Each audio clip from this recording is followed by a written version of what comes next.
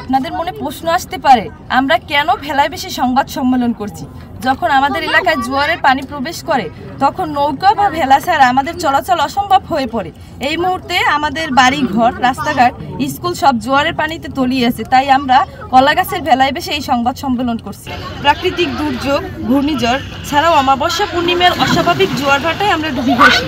আমরা অনেকেই কষ্টের মাঝে আছি এবং মানবিকতার জীবনযাপন করছি।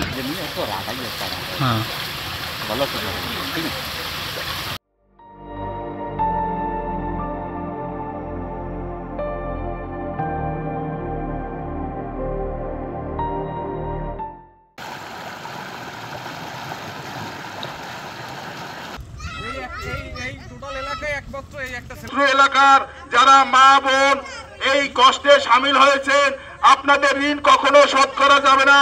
আমার এই দানখালের হত দরিদ্র মানুষ যেন একটু শোক শান্তিতে দিন যাপন করিতে পারে, এদের দুঃখ দুর্দশা দেখার মতন আজকে কেউ এদের পাশে দাঁড়ায়নি।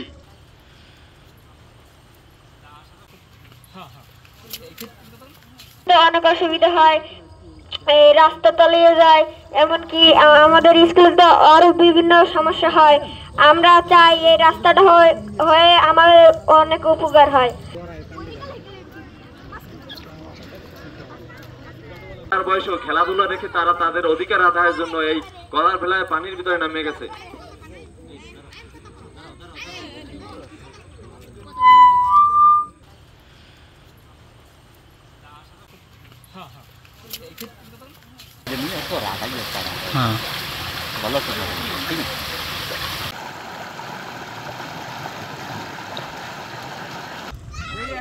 এই টোটাল এলাকায় একমাত্র এই একটা